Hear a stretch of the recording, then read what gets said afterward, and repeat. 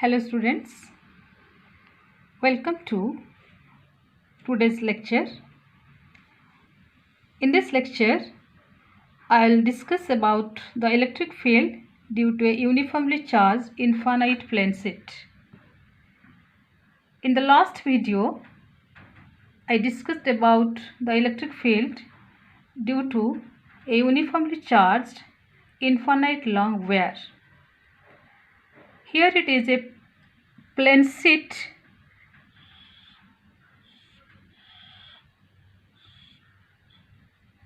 positive charges are distributed uniformly on this sheet.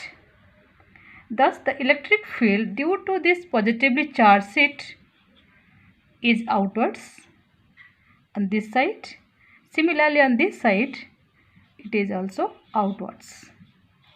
To find the electric field at any point P due to this infinitely charged plane sheet using Gauss law, let's consider a cylindrical Gaussian surface in such a way that this point P lies at one of the plane face of this cylinder. This is a cylindrical Gaussian surface which passes through the plane sheet. These are the two plane faces. Let this place is having area S. Of each plane face, it is area is S. This cylindrical Gaussian surface has three surfaces, two plane surface and one curved surface. To apply Gauss law, we have to find E dot ds over these three surfaces. For this plane face, the area vector ds1, it is perpendicular to the surface outwards, and the electric field is also outwards due to the positively charged plane sheet.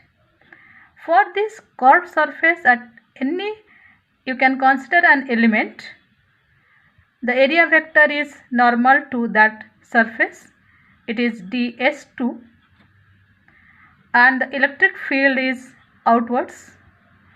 Here the angle between the electric field and the area vector for the curved surface, it is 90 degree. Similarly, let's consider the third surface. The area vector, it is perpendicular to the surface ds3, and the electric field is also in the same direction. Thus, the angle between the area vector and the electric field, theta is equal to 0 degree here. Theta is equal to 90 degree for the curved surface. Theta is equal to again 0 degree for this plane surface. Let's apply Gauss law. In Gauss law, it is integration of E dot ds is equal to total charge enclosed by the surface, Gaussian surface. This is the Gaussian surface, divided by epsilon naught. Okay. So what is the charge enclosed by this cylindrical Gaussian surface? It passes through the plane sheet. This much of area is cut from the plane sheet, whose area is also equal to S.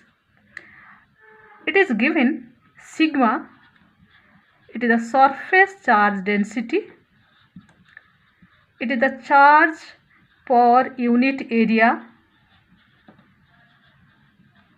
What is the charge of surface S? That is the charge enclosed by this Gaussian surface.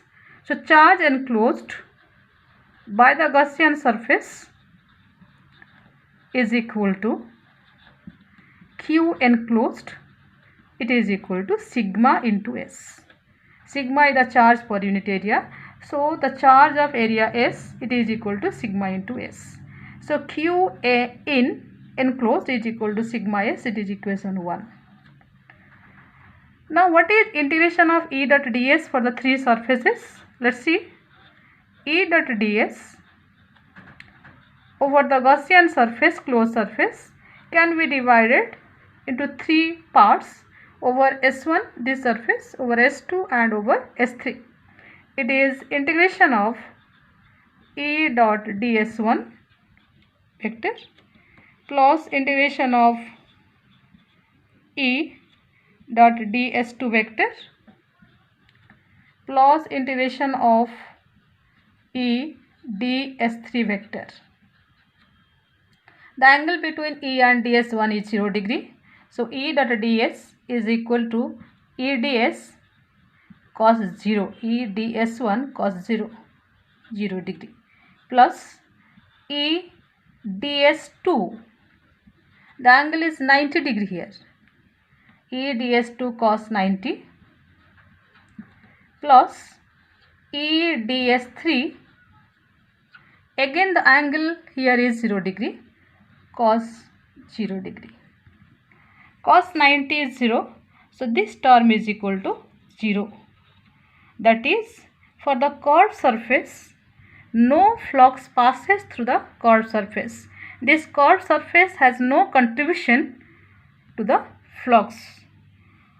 So this implies integration of E dot ds over the Gaussian surface is equal to E, you can take outside, integration of ds1, this is the plane face, plus 0 plus integration of E ds3, again E is constant, you can take outside, it is ds3, and the surface area of this plane face is equal to the surface area of this plane face is equal to S.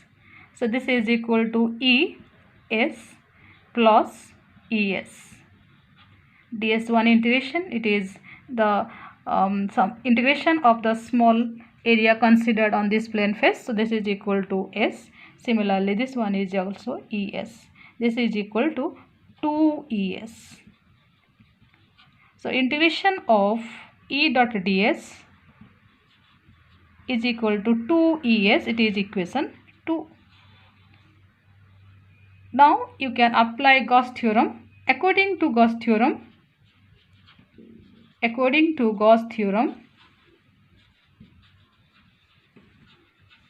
it is integration of E dot ds is equal to Q enclosed divided by epsilon naught. You know the value of E dot ds, it is 2ES from equation 2 is equal to charge enclosed from equation 1, it is sigma S by epsilon naught. S is cancelled here. So from this expression you have E is equal to, it is sigma by 2 epsilon naught. So this is the electric field due to the plane sheet of charge. You see, in this expression it is independent of distance. That means the value of electric field at this point is equal to the value of electric field at this point is equal to value of electric field at this point also. So electric field due to a plane sheet of charge is uniform. In vector form, this expression can be written E vector is equal to sigma mod by 2 epsilon naught into n cap. When sigma greater than 0, the electric field outwards. When sigma less than 0, electric field inwards.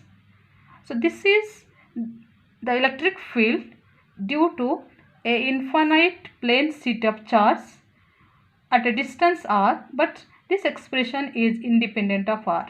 If we want to plot a graph between the electric field and distance from the plane sheet, the electric field is independent of distance. It means it does not vary with distance. The electric field is uniform. You can solve some more questions on this application. If there are two plane sheets of charge, one is plus sigma charge density, another is having minus sigma charge density, surface charge density. How can you find the electric field at this point B and 2 points on the outer sides of these two charged plane sheets, you can find individually. At this point A, the electric field due to plus sigma, due to plane sheet 1, it is outwards and the value is sigma by 2 epsilon naught. Due to this negatively charged plate, the electric field is inwards and the values are same. The value you see, it depends only on the value of the surface charge density. It does not depend upon the distance. That's why these two values are equal and opposite here. Thus, the electric field at this point is equal to 0. Similarly, what is the electric field at point C? Due to negatively charged plate, it is inwards. Due to positively charged plate, it is outwards. And they have same value and opposite direction, so you will get E0 here. At point B, you see the electric field due to plus sigma charge, due to this charge plate 1, it is outwards. Due to this plate 2, which is negatively charged, the electric field is again inwards. So these two vectors are in same direction. So what is the net electric field at point B? Due to plate 1, it is sigma by 2 epsilon naught. Due to plate 2, it is again sigma by 2 epsilon naught, and these two vectors are in same direction, means when you are doing the vector addition and the vectors are in same direction, you have to add their magnitudes. So EV is equal to sigma by 2 epsilon naught plus sigma by 2 epsilon naught.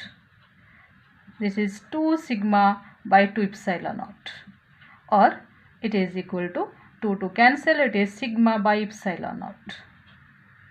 So this is one of the application of this concept. You can do some more applications of this formula to find the electric field when two plates are of same charge, plus sigma each, or sigma A and sigma B, and so on. Thank you.